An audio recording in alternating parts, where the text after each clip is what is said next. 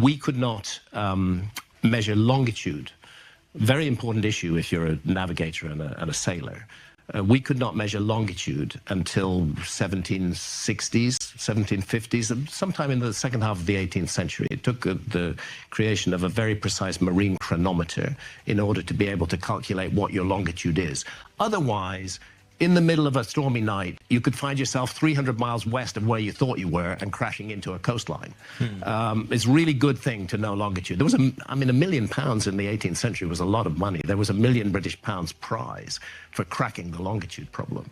And it wasn't until the second half of the 18th century that it was solved. Wow. So it's weird that on ancient maps, copied from even more ancient source maps, there are precise longitudes, precise relative longitudes. This is one of the things that suggests to me that a civilized... the second thing is those maps show the world as it looked during the last ice age. Thirdly, and most important, they show Antarctica. Our civilization didn't discover Antarctica until 1820. So if I find a map from 1520 showing Antarctica where the map maker informs us that he based his map on much older source maps that were falling to pieces, fall completely apart, he's preserved the information in those maps on his maps, he's copying from older, and there is Antarctica. So did they just make it up? That's what the Why do we still call it Antarctica? That was another thing I was like... Well, the opposite of the Arctic. Yeah, but it's very recent map. It's like, bro, he called it Antarctica. Why don't you just look at the map? You're going to call it the same. You know what I mean? Yeah, we call it Antarctica. They used to call it Terra Australis, the southern land. If you go for the Orontius Phineas map, for example, you'll find a much better reference. Yeah, I thought that map said Antarctica. That's where I got tripped up. Oh, I actually am really excited that we're talking about Antarctica. Yeah, Antarctica is an interesting place. This is my newest rabbit hole. It's one of those great... You see, there's Antarctica. That's the Orontius Phineas. To the right? There's South Africa, and there's Antarctica, and there's the tip of South America, almost touching Antarctica. It's a bit bigger than it is today, but it would have been like that during the last ice age. That's a map from 1531, and what they're saying in the legend is that here in this map I expose regions that neither Eudoxus nor, I forget the names of all the ancient maps, none of them knew about it. They were hidden in darkness, but here they are. Hidden in darkness, I suggest they're hidden in darkness on ancient maps that Orontius Phineas copied from. Wow. It's an anomaly that it's sitting there. It's not good enough to say that those map makers just wanted to balance the world, so they put a fantasy continent there, which later turned out to actually be there. Right. That's roughly what they're saying now. So that suggests to me a culture that was capable of exploring and mapping the Earth during the last ice age. Okay, I want to talk about Antarctica. Because I think this is going to be the new obsession. I feel like it's trending super high. Who knows if there's any truth to it, but a friend of ours, who will remain nameless, went there. Yeah.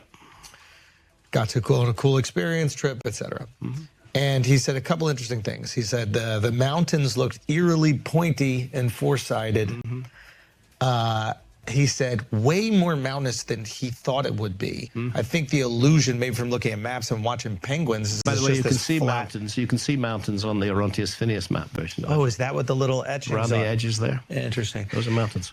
Now, he also said this. He said a couple things. He said there is a pact with every country that has a slice of it that they will not dig or remove any minerals from Antarctica.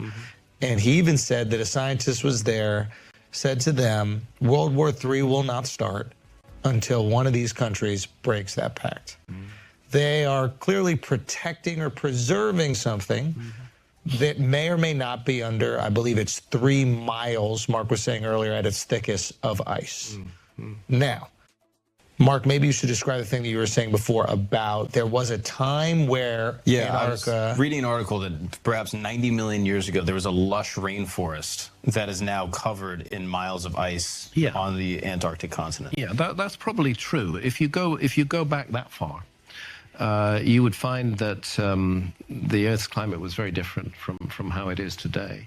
And there's undoubtedly a time, they found fossils on Antarctica, there's undoubtedly a time when Antarctica was lush and green. The question is, was it lush and green during the lifetime of the human species? Yes, this is where it gets tricky. And this is where it gets tricky. The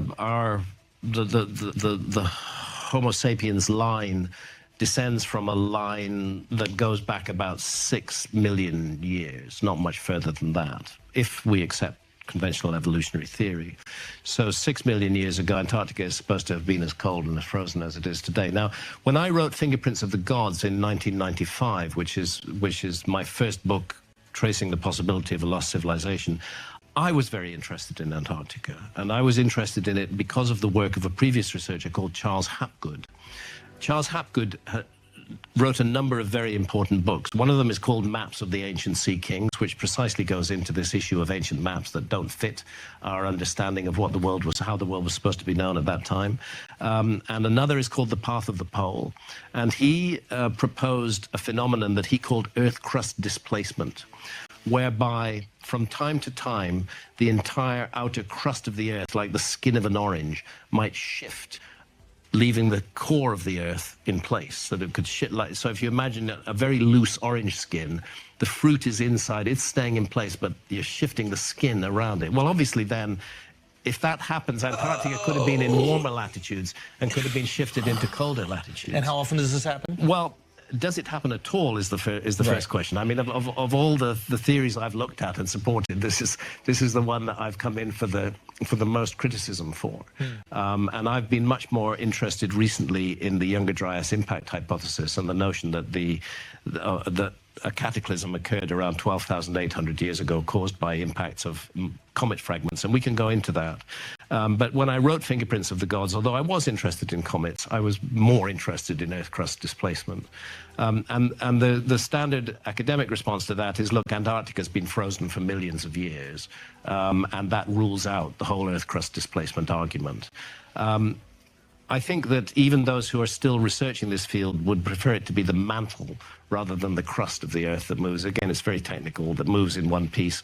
But the idea is an Italian admiral called Flavio Barbiero who wrote an article for my website suggesting that Earth crust displacement could be kicked off by a comet impact where it hits the Earth a glancing blow and causes a shift of this kind taking place.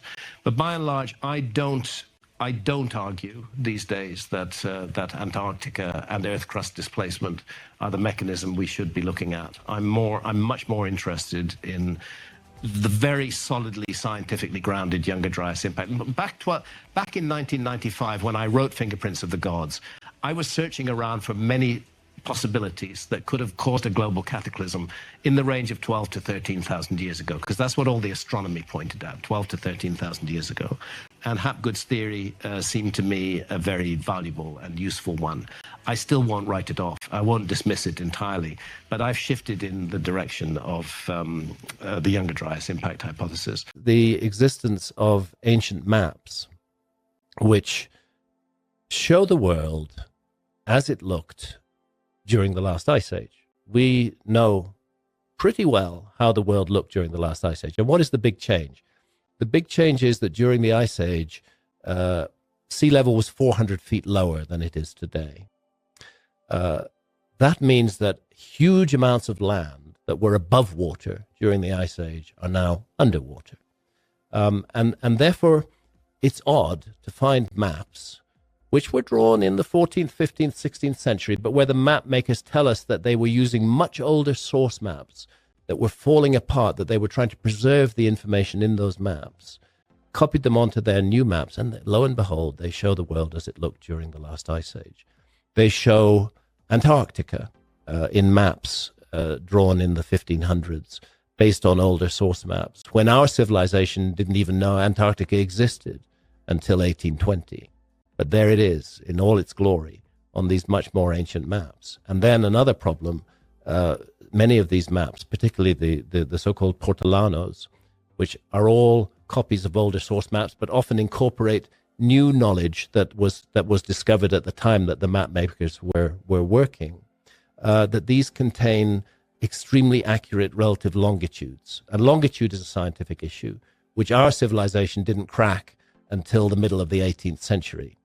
In fact, there was a huge prize, an unbelievable prize. I believe it was $1 million British pounds that was offered for anybody who could crack the longitude problem. Well, longitude's really important if you're a sailor. if you're navigating at sea, because, you know, if you don't know your longitude, you might be 300 miles east or west of where you think you are. Right. And you might crash into a coastline that you're not expecting. It's really useful to know exactly what your longitude is. But it took a very accurate chronometer that would keep accurate time at sea despite the rolling motion of the ship before our civilization was able to solve the problem of longitude. Solve the longitude problem roughly in the 1750s onwards is when we solved it.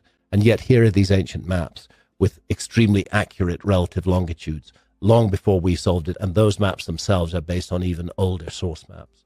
So these curiosities led me to think that it's worth exploring the possibility that our historians and archaeologists don't know everything about the past, that there might be new things to learn about the past, that there might be a forgotten episode in the human story, as virtually every one of the great myths and traditions around the world insists on. There are large, very large areas of the world that archaeology has barely looked at all. I'm not saying that no archaeology has been done in these areas, but the Sahara Desert, for example, is largely underserved by archaeology. It's not that no archaeology has been done, but minimal, very minimal archaeology has been done in an area that covers 9 million square kilometers. Okay. And we know for sure from paleoclimatology, the study of ancient climates, that the Sahara Desert went through a number of phases of being green and fertile during the Ice Age. As a matter of fact, some of those ancient maps that I've talked about show a green and fertile Sahara. And they show river channels running through it where we now know that river channels did run through the Sahara. So it was an area at one time, particularly during the Ice Age, when the northern hemisphere was extremely unpleasant in many ways and frozen and dry and inhospitable. It would be natural to migrate to warmer areas, especially if they were fertile. And the Sahara Desert, several episodes during and after the Ice Age, was a very fertile place. So it seems to me quite a serious omission to say that we know everything, we know so much that we can absolutely rule out the possibility of a lost civilization of the Ice Age, but, you know, we haven't looked very much at the Sahara Desert. Likewise, the Amazon rainforest. Again, largely for economic reasons, this is an area that has been underserved by archaeology. There's been very little study of the Amazon. Not none, important to make that point, but not much. And you have 5 million plus square kilometers of the Amazon rainforest, still covered by dense canopy, which has hardly seen any archaeological attention at all.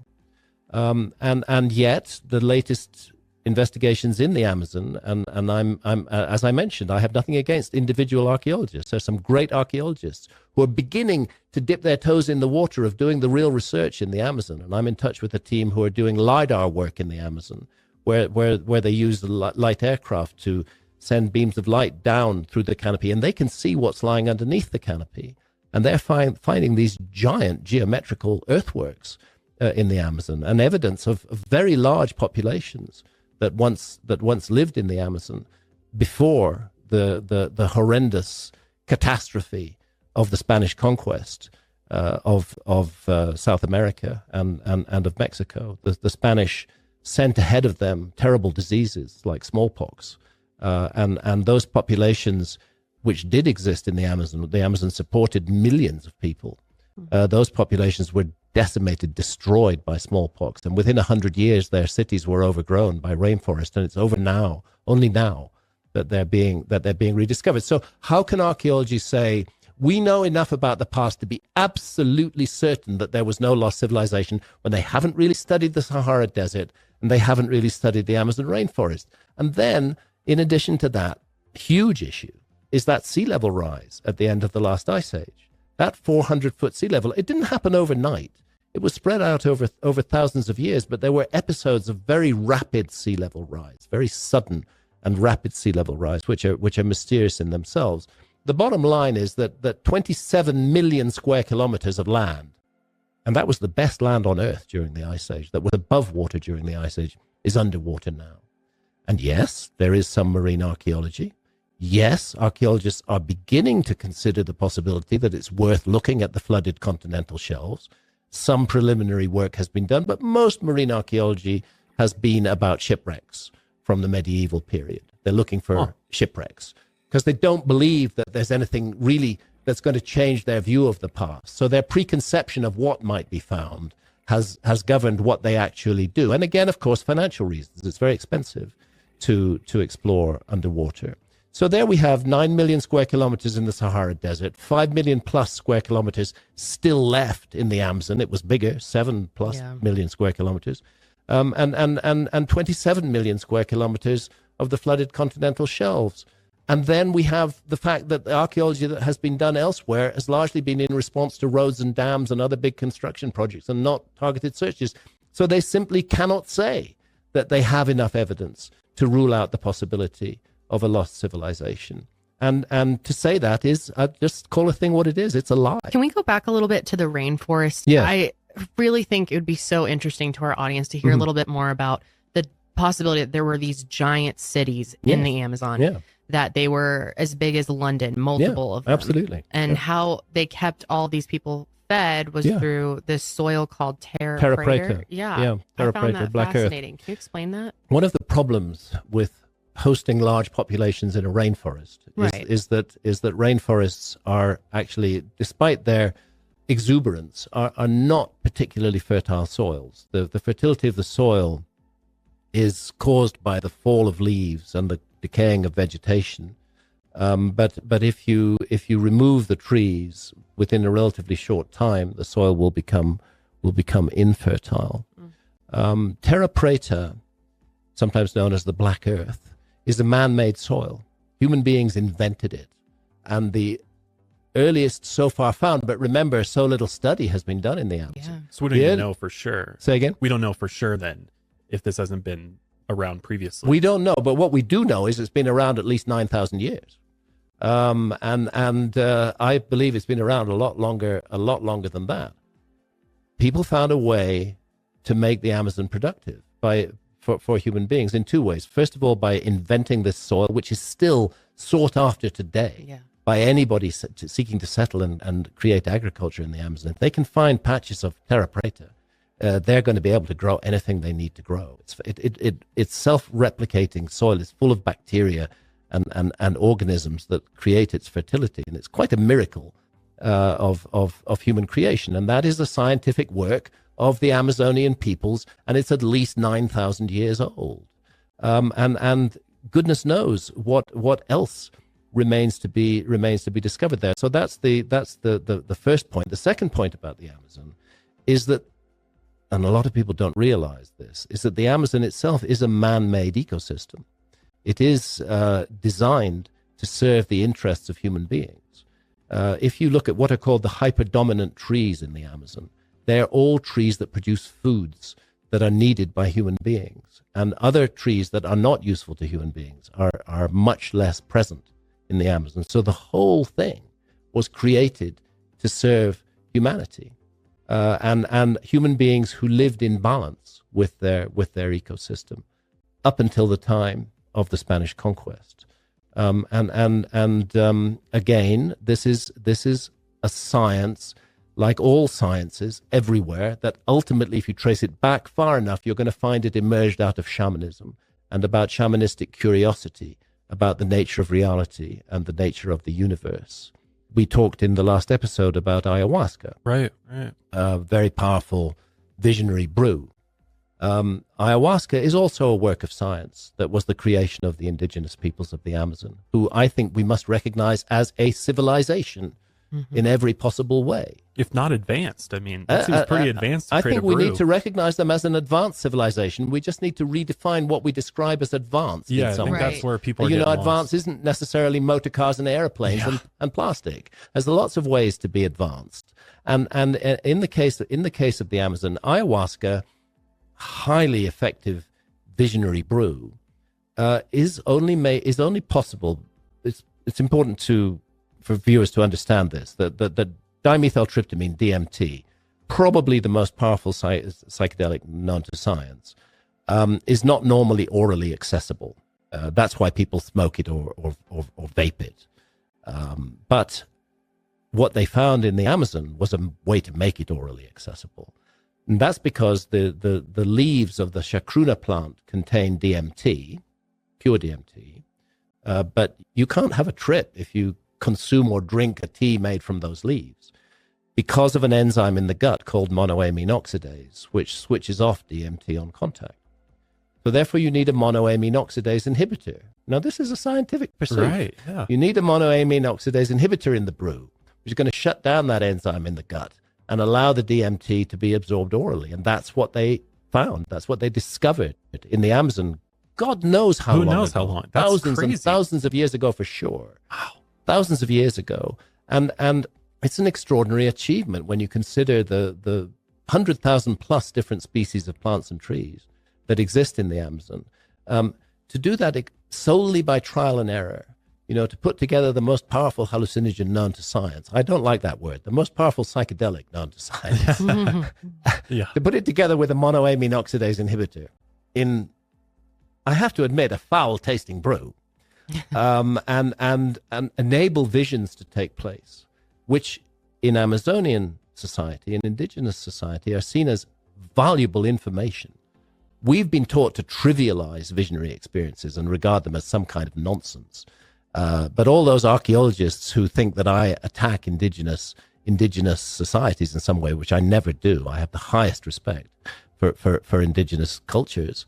They're not recognizing the science that is present in those cultures, the advanced nature of the science.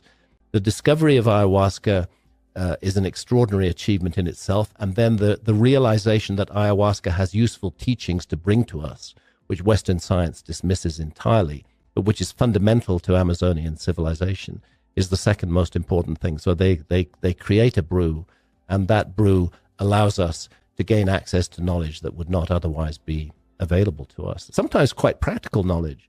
Shamans will use the altered state of consciousness to identify where particular game animals that they wish to hunt are congregating. They will leave their body. Oh, wow. Go up into the astral and look down on this plane, and then they'll come back and report that's where you need to go to hunt. So it's used for practical purposes as well as for spiritual purposes. So the question of the cities, there was a Spanish traveler who crossed the entire width of South America in the 1540s, some years after the conquest of Peru had begun, and a little longer after the conquest of Mexico. He didn't do it as an exploration. It wasn't his intention to explore. He was with 20 other guys, and their intention was to go hunting for a day, and to bring back food for the rest of their team. They went off in a launch, a small boat on the Amazon River, and the Amazon wouldn't let them go back. It just carried them ever eastwards until after a year, they finally came out in the Atlantic Ocean. They started off on the Pacific side, and they came out in the Atlantic Ocean. And on the way, yes, he reported seeing huge cities, sophisticated, with advanced arts and crafts, highly populated. Within 100 years, other Spaniards were in there exploring. They couldn't find the cities. So they said, he must have made it all up. And that's what academia continued to say until the LiDAR work began to be done in the Amazon, which revealed that, in fact, those cities, those huge habitations, often joined by straight roadways that run for 100 kilometers or more from one settlement to the other, did exist in the Amazon. Why weren't they found 100 years after the Carvajal? They weren't found because smallpox had utterly destroyed their populations. And once those populations were gone, they weren't able to keep the rainforest at bay, and it consumed those cities. And they're only being found now. So there's a whole hidden history of humanity awaiting us in the Amazon. I'm very glad that some teams of archaeologists are now beginning to do really exciting work in the Amazon, and I'm closely in contact with those teams, and I think that we're going to get a whole new vision of the past of humanity from the work that they're doing. Well, and just the fact that there's still uncontacted tribes there. They're still uncontacted tribes, yeah. That are living. That's absolutely right. The Amazon is the last preserve that has not really been completely corrupted by Western industrial civilization, they don't want our stuff. No. They don't want anything to do with us. They know. I've talked to shamans in the Amazon about this, and they see the doom of mankind in the behavior of Western technological civilizations now. And when I say Western, I'm including Russia and China as well. These are all technological, following the technological model where tech is the answer to everything, right? And it's all about production and consumption, and no connection to spirit. They see that as the slippery slope that will lead us on the road to ruin. And so we have much to learn from Amazonian civilization and from the lost past of humanity that is hidden in the Amazon and that is only now beginning to be revealed. Or already one phenomenon are these huge geometrical enclosures that are being found in the Amazon. They're earthworks. Now, I don't know if you've been to England or not, but we have. In England we have famously Stonehenge. Yeah. And we have a number of other henges. Avebury Henge is a particularly beautiful one. Actually, the word henge means an earthwork. When stone circles are erected inside it, it becomes something a bit more complicated. It's got the big megaliths inside it, and there are those in some of the Amazon cases as well. But those huge geometrical earthworks are almost indistinguishable from the henges that you find in Europe and particularly in Britain. Now, I am not saying that people from Britain thousands of years ago went to the Amazon and taught them how to build henges. And I'm not saying that people from the Amazon went to Britain and taught the Brits how to build henges either. I'm saying that both seem to have been in receipt of a common idea handed down from, to quote Santillana and von Deschen, some almost unbelievable ancestor civilization of remote antiquity. Therefore, it's fascinating to see these enclosures in the Amazon, these earthworks on a very large scale. One of them, called Tequinho, is clearly a geometrical exercise on a huge scale to square the circle, something that geometers have long been interested in. You have a circular earthwork surrounded by a square earthwork that touches it at 4 points around the circle. You have enormous enclosures that are perfectly aligned to true north, south, east, and west. That tells you that astronomers were at work in the creation of those enclosures. And in some cases, they go back very far. In those found thus far, go back at least as far as 3,000, maybe more than 3,000 years ago. But I want to know what else is going to be found in that 5 million square kilometers that hasn't been investigated yet at all. We're just touching the edge of a huge mystery in the Amazon. And interestingly, the geometrical enclosures that have been identified thus far, particularly in the state of Acre in Brazil, contain in their design some connections to ayahuasca visions, which are also full of geometry, and to a particular notion of the Tucano people of the entrance to the other world, which is a geometrical enclosure, and which looks just like some of these enclosures that are on the ground today. So we're seeing science in the form of the creation of these huge geometrical, perfectly oriented structures, and we're seeing it connected to spirituality as well. So this is why you say it's the origins are shamanistic. I believe the origins of all civilization are shamanistic, and once that origin is there, then it's up to different cultures to choose which route they take, which way they go. I think that we are dealing with a lost civilization that was shamanistic in its basis, and that pursued a route that was capable of doing all the accurate, detailed measurement over hundreds of years to work out precession of the equinoxes and work out what was causing it, and to regard that information as so important that they encoded it in incredible stories and traditions that were then passed down through the generations. Those number systems keep on cropping up again and again and again and again. And the key number is 72. That's 1 degree of precession.